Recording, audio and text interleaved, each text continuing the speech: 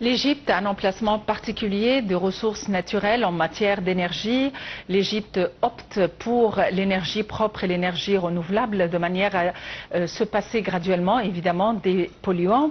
Et dans ce sens, l'Égypte signe 4 protocoles d'accord pour renforcer l'exploration et la production de pétrole.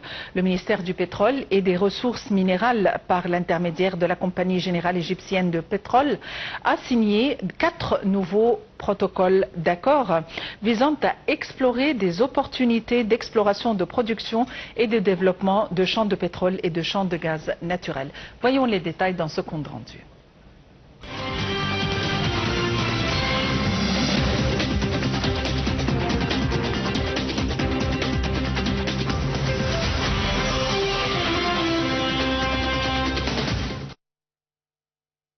Le ministère du pétrole et des ressources minérales, par l'intermédiaire de la Compagnie générale égyptienne de pétrole, a signé 4 nouveaux protocoles d'accord visant à explorer des opportunités d'exploration, de production et de développement de champs de pétrole et de gaz naturel. Ces accords ont été conclus avec une coalition comprenant Hassan Anlam Holding, Infinity Capital Investment, SD Steel, El Suidi Industrial Group et Advanced Petroleum Services Group. Le ministre du Pétrole, Karim Badawi, a déclaré que ces protocoles d'accord visent à attirer des investissements via la plateforme Egypt Exploration and Production Gateway afin de promouvoir les opportunités disponibles dans le secteur. Cette initiative s'inscrit dans le cadre des efforts plus larges du ministère pour encourager les investisseurs égyptiens à améliorer la production dans les champs matures situés dans les déserts de l'Est et de l'Ouest, ainsi que dans le golfe de Suez, afin d'augmenter la production et de répondre à la demande locale croissante. Les accords explorent également la possibilité d'impliquer les entreprises partenaires dans des projets d'investissement disponibles, notamment dans le développement de champs vieillissants. Badawi a souligné l'importance de la collaboration avec le secteur privé pour renforcer la production nationale de pétrole et de gaz, notant que les technologies avancées en matière d'exploration et de développement offrent une opportunité majeure pour accroître significativement les niveaux de production.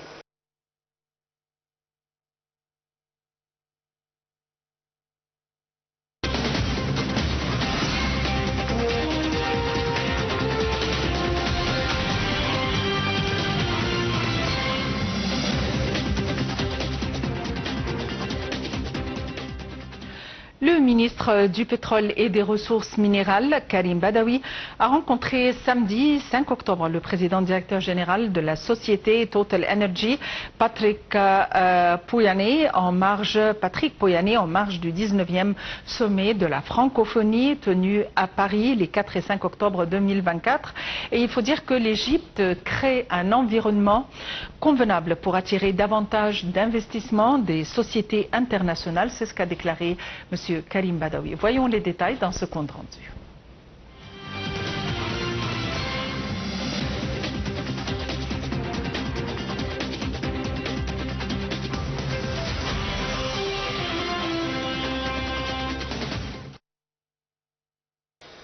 Le ministre du Pétrole et des Ressources minérales, Karim Badawi, a rencontré le PDG de la société Total Energies, Patrick Pouyanné, en marge du 19e sommet de la francophonie qui s'était tenu début octobre à Paris, en France. Lors de cette réunion, le ministre égyptien a discuté avec les représentants de l'entreprise française Total Energy l'expansion de ses investissements dans le secteur pétrolier pour la période à venir en Égypte, surtout dans le domaine de la recherche, l'exploration et la production de gaz naturel, a indiqué le communiqué publié par le ministère du Pétrole. Les deux parties ont examiné les moyens d'améliorer et d'augmenter les taux de production de gaz dans la zone de développement de Bachouch en Méditerranée, où Total Energy est présente. L'Égypte crée un environnement convenable pour attirer davantage d'investissements des sociétés internationales, a déclaré Badawi. Le ministre du Pétrole a souligné que le secteur pétrolier est intéressé à approfondir le partenariat avec les entreprises internationales et à stimuler l'accélération du rythme de l'injection d'investissements. Les activités de l'entreprise Total Energy dans le secteur de l'énergie en Égypte sont susceptibles d'être étendues en raison des opportunités d'investissement et de l'infrastructure exceptionnelle dont elle dispose, a déclaré Pouyanné. Le responsable de la société Total Energy a souligné que le partenariat récemment établi entre sa société et ADNOC Émirats en Égypte vise à étendre la production, la distribution et l'exportation d'huiles lubrifiantes et de produits pétroliers en Égypte et en Afrique.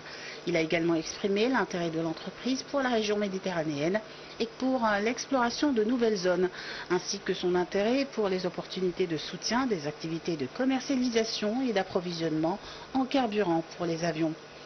Total Energy est active dans le marché égyptien à travers l'usine de production d'huile à Alexandrie, en fabriquant et commercialisant l'huile minérale.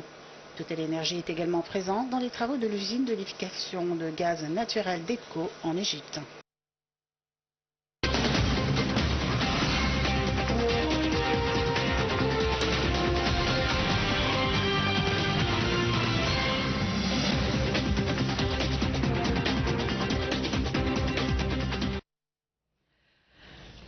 Il faut dire que l'Égypte et l'Allemagne ont signé des accords et l'Égypte a signé une déclaration d'intention commune avec l'Allemagne et dans le sens de renforcer la coopération dans le domaine de l'hydrogène.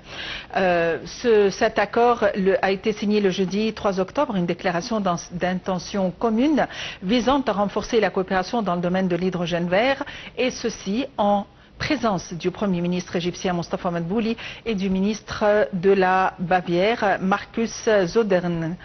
La stratégie nationale de l'hydrogène à faible teneur en carbone vise à faire de l'Égypte l'un des principaux pays producteurs et explorateurs de l'hydrogène. Voyons les détails dans ce compte rendu.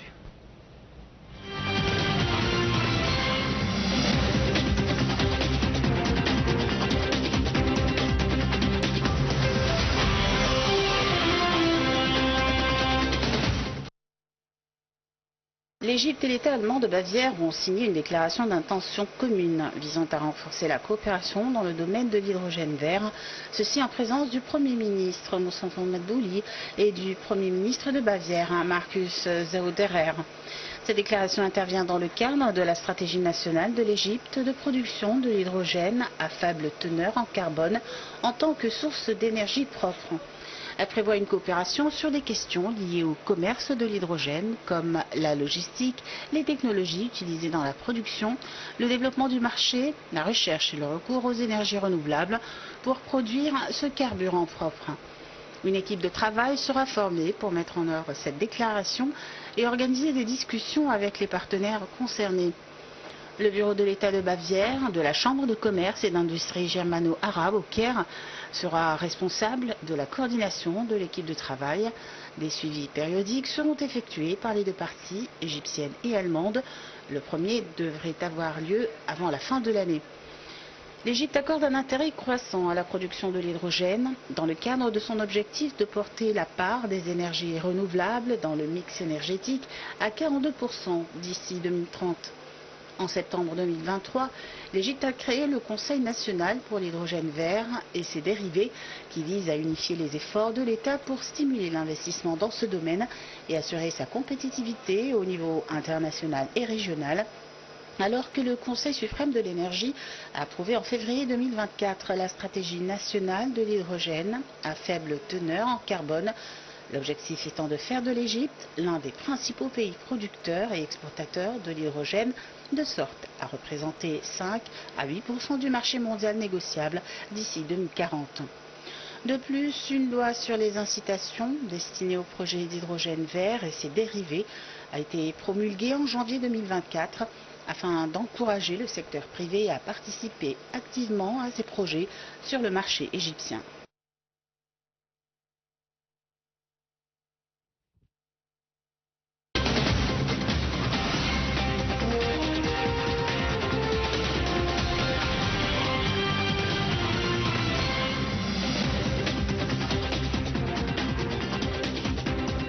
Et pour nous donner plus d'éclaircissements, nous avons le plaisir d'avoir en ligne le Dr Amr Saleh, l'ex-conseiller de la Banque mondiale et professeur d'économie.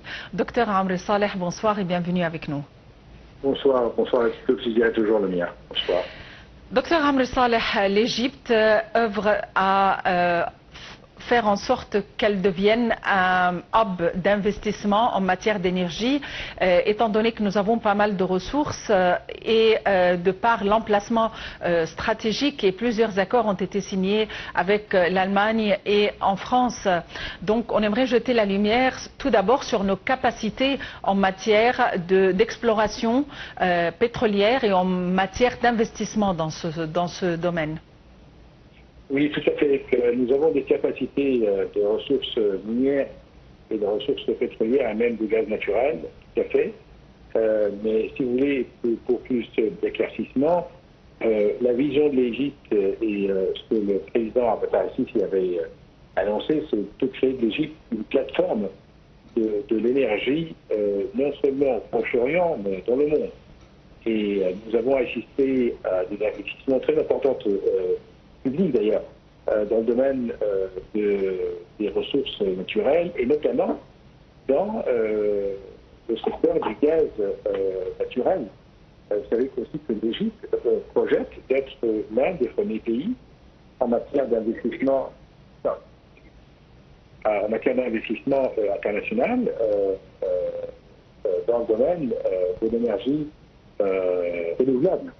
Et vous savez que même les Émirats arabes unis, il y a eu un accord avec les Émirats arabes unis pour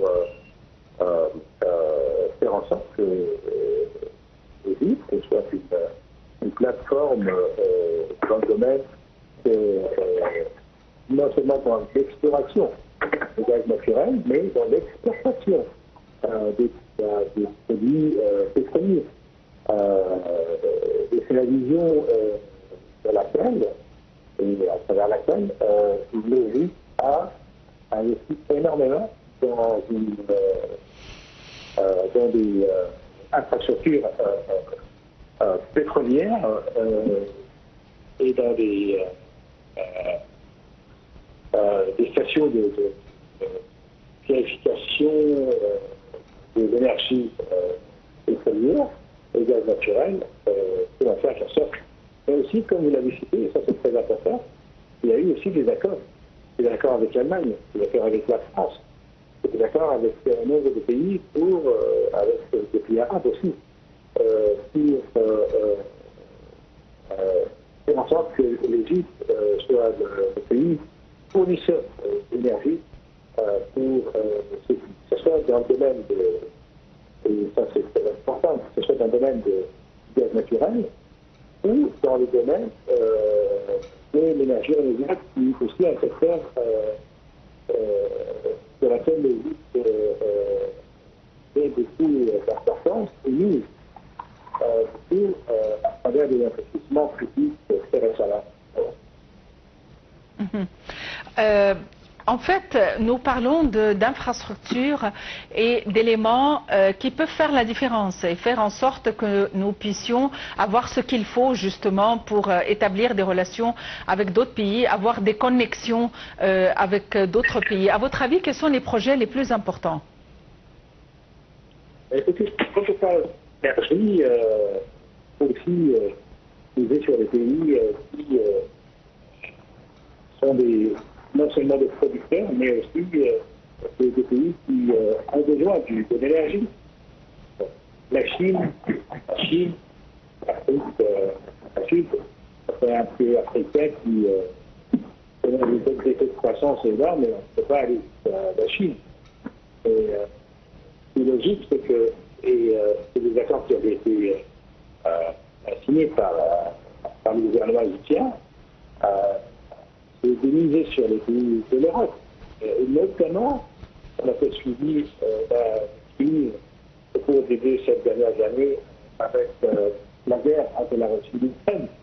Et l'Égypte était présentée comme, je ne dirais pas un allié de l'Europe, et je ne dirais pas substitut de la Russie, mais c'est présenté comme l'un des pays qui avait fourni de gaz naturel à l'Europe et avait joué un rôle très important dans la stabilité du marché de l'énergie en Europe après la guerre entre la Russie et l'Ukraine et l'arrêt de l'acheminement du gaz russes vers l'Europe. Donc, à mon avis, vous disiez les pays qui sont des pays développés qui ont besoin d'énergie, la Chine, mais vous savez qu'avec la distance, la Chine n'est pas sur la liste. Si vous me demandez le pays, c'est logiquement les pays de l'Europe, qui ont besoin d'énergie pour leurs industries.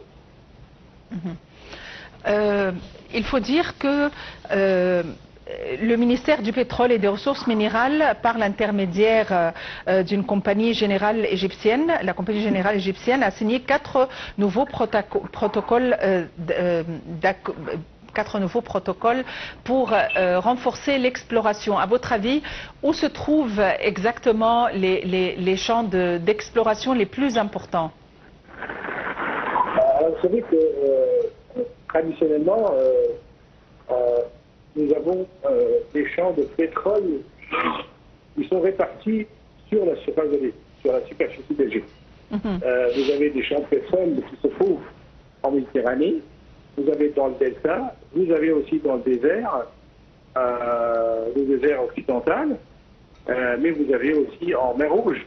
Donc vous avez une carte tout à fait large en ce qui concerne la prospection du pétrole. La question n'est pas l'étendue de la carte, mais vous savez, quand on parle d'exploration du pétrole, il faut parler aussi du coût et de la durée. Et donc l'Égypte, surtout ces dernières années, a fait beaucoup de progrès en ce qui concerne des nouvelles découvertes.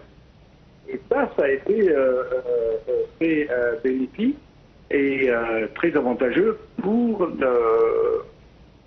l'économie égyptienne et pour le développement de l'économie égyptienne qui a besoin de devises étrangères, vous savez, avec les difficultés auxquelles nous faisons face actuellement avec la diminution des recettes du canal du Suez, il vaut une perte de 6-7 milliards de dollars, et avec aussi la participation du marché du tourisme qui avait connu une croissance très importante au cours des dernières années, mais avec ce qui se passe au Proche-Orient, avec ce qui se passe en mer Rouge, et tous ces troubles, nous avons perdu une grande part du marché touristique.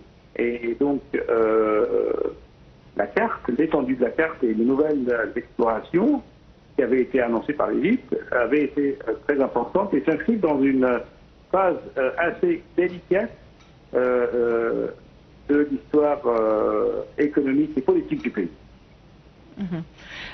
Nous avons juste 1 minute et demie. Docteur Amr Saleh, pensez-vous que puisque le monde tend vers l'énergie propre et renouvelable, est-ce que l'or noir pourrait subir une extinction un de ces jours où on pourrait se passer de l'or noir? Oui, bien sûr, ça va arriver. Ça va arriver, mais ce ne sera pas pour demain. Vous savez, si on revient en arrière, ça va peut-être vous faire rire, mais vous vous souvenez de la guerre des étoiles, hein, Goldorak et Albator et tous ces feuilletons télévisés, des dessins animés qui parlent d'une autre vie sur Mars, sur Jupiter et dans les autres planètes. Oui, on arrivera à ça. On arrivera à la pile atomique, on arrivera à l'énergie solaire, on arrivera à beaucoup de sources d'énergie à part le pétrole. Mais bon, ce ne sera pas pour demain. Moi, je cite les feuilletons télévisés parce que ça nous faisait rire, mais tout ce qu'on voyait quand on était des enfants se réalise aujourd'hui et ça va continuer à se réaliser pour demain aussi. Docteur Amr Saleh, vous êtes professeur d'économie et l'ex-conseiller de la Banque mondiale. Merci pour votre intervention. Évidemment, le monde entier fait très attention à l'augmentation de la chaleur et on essaye d'endiguer les répercussions du réchauffement climatique et de s'arrêter à 1,5. Et nous sommes tout à fait conscients du désastre susceptible de survenir au cas où ce degré augmenterait. Et ce fut d'ailleurs le thème principal de la COP 27 qui s'est tenue à Sharm el-Sheikh il y a 2 ans et ils ont continué ultérieurement à Dubaï pour la COP 28, le réchauffement climatique et faire attention au globe, faire attention à l'effet de serre ou au gaz à effet de serre, faire attention à l'empreinte de carbone, des termes qu'on a dû utiliser récemment pour survivre sur la planète Terre et évidemment faire attention à la biodiversité. Merci de nous avoir suivis. Très bonne fin de soirée à tous et à la prochaine.